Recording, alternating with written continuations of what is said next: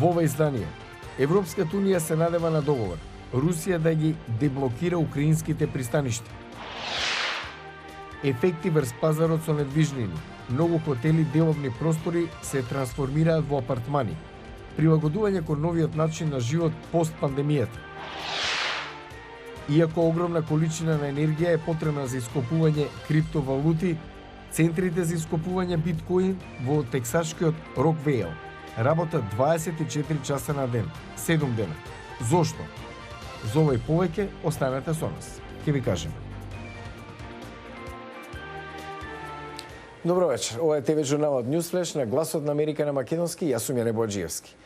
Шефот за надворешна политика на Европската унија изјави дека се надева дека ќе има договор со Русија да ги деблокира украинските пристаништа и да се надминат проблемите со недостигот на храна за многу земји. Еве ги најновите детали. And there is not food because Russia is blocking the export of Ukrainian grain. Говорејќи пред новинарите во Брисел, Борел рече дека Русија мора да дозволи извоз на украинско жито или во спротивно меѓународната заедница ќе мора да се изјасни дека Москва ја користи храната како оружје. Генералниот секретар на Обединетите нации Антонио Гутереш рече дека постои широк договор меѓу Русија, Украина со Турција и Обединетите нации за извоз на милиони тони украинско жито заглавено во силоси од украинската инвазија на 24 февруари. Министрите за надворешни работи се среќаваат во Брисел да ја разгледаат на тамошната поддршка за Украина, вклучително и воената поддршка. Во Вашингтон, во понеделник, американскиот државен секретар Антони Блинкен се среќава со украинската прва дама Олена Зеленска на состанок во Стейт департментот. Во Украина, руското гранатирање е во тек во неколку области, вклучувајќи ги и регионите Славјанск и Харков. А експертите велат дека се уште се чувствуваат постпандемските трендови врз пазарот со недвижности. Цените на домовите се повисоки за 30% за разлика од пред 2 години. Но ова не е единствен тренд. Деталите од Максим Москалов. Пандемијата на COVID-19 предизвика експанзија на пазарот на недвижности во Америка, која и натаму не запира, велат експертите. Zillow, компанија за недвижности во САД, вели дека од почетокот на пандемијата во јануари 2020-та, цената на домовите скокнала за речиси 30%, во просек од $350,000. Многу сопственици на домови се воздржани. Имаше многу малку луѓе кои за време на пандемијата сакаа да ја стават куќата на продажба, поради страф од изложеност на вирусот. Изборот се намали, но милениумците сакаат да купуваат куќа за да имаат поголем простор за домашни канцеларии. Во тој дел имаше повеќе понуди. Во меѓувреме, собствениците сакаат нивните куќи да одговараат на новите понуди. За време на пандемијата видовме две нови барања. Едно за подобар надворешен простор и второ да има простор за канцеларија. Слабиот избор на домови и помалата побарувачка за комерцијален простор за канцеларии ги зголемија барањата за повеќе семејни и стамбени згради. Согласно месец јуни, само 44% од американските работници се вратиле на работните места во споредба со нивото пред пандемијата, според Kessel Systems, компанија за управување со комерцијален имот. Секој олабавување во системот во однос на изградбата на деловната зграда се презема од страна на повеќе семејства.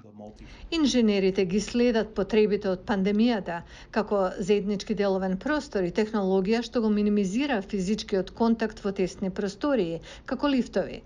Тие креираат поголеми надворешни простории за живот, како балкони, летниковци и игралишта. Highland Square Holdings, со седиште во Вирџинија, изгради 2 такви стамбени згради надвор од Вашингтон и размислува за уште 4. Сите наши апартмани може да се користат и како простор за работа и како простор за живење или за двете потреби. Други веруваат дека луѓето со тек на време ќе се вратат во редизајнирани работни канцеларии. Има се повеќе опции за храна и пијалаци, што се или на самото место или во близина, како простории за одмор, како никогаш досега. Од дневна нега, грижа за кучиња до фитнес центри.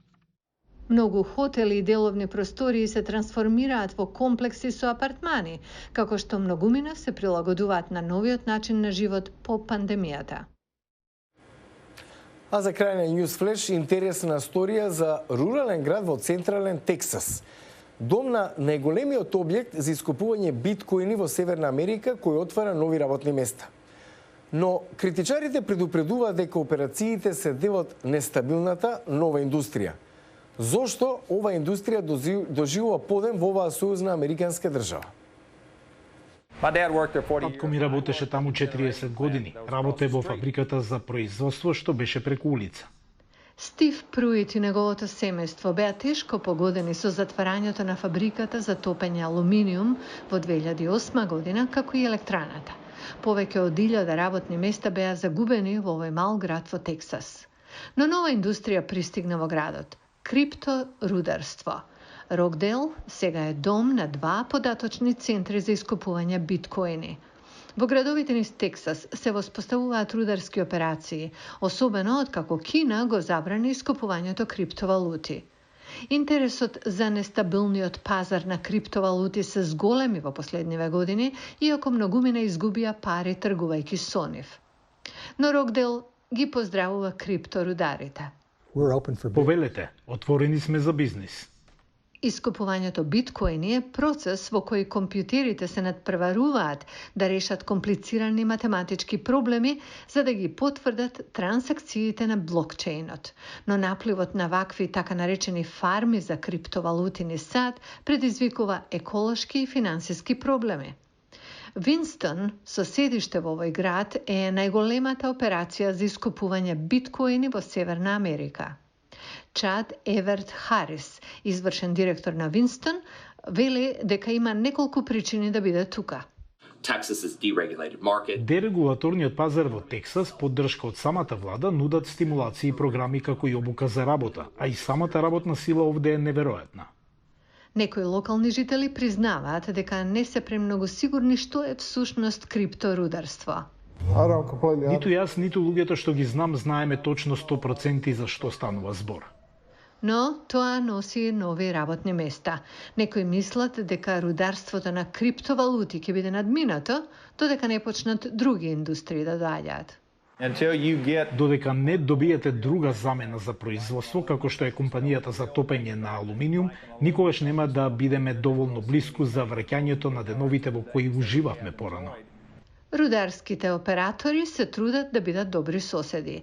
Джим Гибсон е директор за економски развој на градот. Тие поклона на заедницата голема божик наилка. Донираа во полицискиот оддел ново куче за откривање дрога. Да се биде познат како главен град за искупување биткоини, му помогна на самиот градски пазар. Гибсон вели дека има многу понуди за крипторударство кои се заинтересирани да отворат продавници. Проблемот со кој се соочуваме е достапноста на струјата, земјиштето и времето. Потребно е од 18 до 24 месеци да се изгради сосема нова трафостаница, а повеќето од луѓето што се јавуваат овде треба да работат во рок од 3 месеци. Огромната количина на енергија потребна за искупување криптовалути е проблем. Пред неодамнешниот топлотен бран, Винстон ја објави оваа видеопорака. Ќе го исклучиме напојувањето, затоа време таа моќ што нема да ја користиме таму, ќе може да се искористи за напојување на 200 или 300 илјади домови. Целата криптоактивност во градот го инспирираше Гибсон и сам да купи криптовалута. Купив криптовалута, нема да кажам која, ама не се покажа како добра. Во меѓувреме, центрите за искупување биткоини на Рокдейл продолжуваат да работат 24 часа на ден, 7 дена во неделата. Го гледавте Newsflash, јас сум Јане Бојаджиевски од Вашингтон. За повеќе информации појдете на glasnaamerika.com. Следете не преку социјалните медиуми. Пријатна вечер. Се гледаме утре.